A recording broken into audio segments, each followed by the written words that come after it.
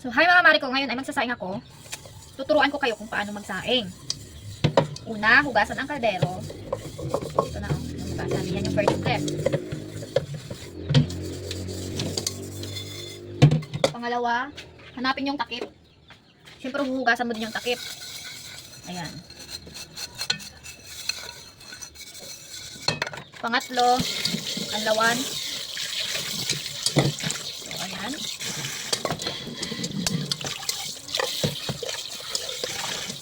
Dapat anlawan ng maigi. Pero kung sinatamad ka, pwede naman huwag mo ng anlawan. Pagka mo na ng bigas. Kahit may sabon-sabon. Pang-apat, lagyan ng bigas. Oh, wait lang, kukuha akong bigas.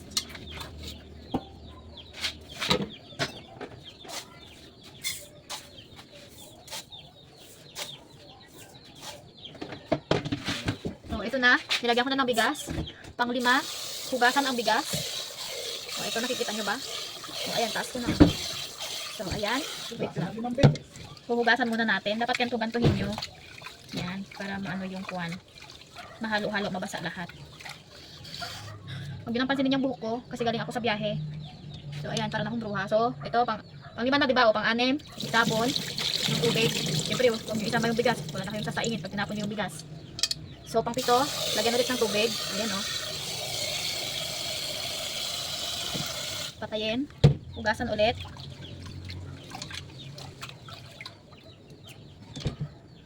Tapon ulit. Lagyan ulit ng tubig.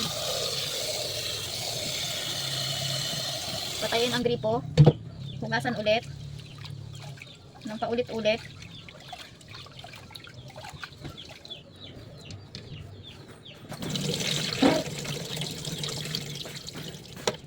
So, lagyan ulit.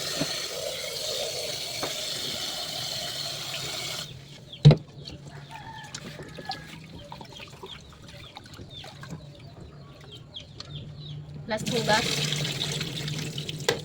Tapos, lagyan na ng panghuling tubig.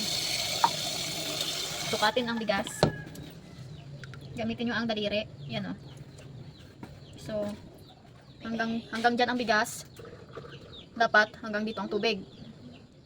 Kasi times 2. Diba? Pero depende sa bigas nyo. Baka mamaya hindi naman malasa yung bigas nyo. Nilagyan nyo ng ganun kadaming tubig. O di nalugaw na. Basta sa amin yung bigas namin maalsa. So, ito na last na. So, ayan. Sumubra na ang aking tubig. Bawasan natin. Isa pa. So, isa pa. Masyadong madami ang tubig. So, ayan. Okay na. Pang-walo. Nasalang ko na. Buksan ang tangke. Pihitin ang gasol. Ayan na. Hanggang masunog. Pabayaan nyo na lang.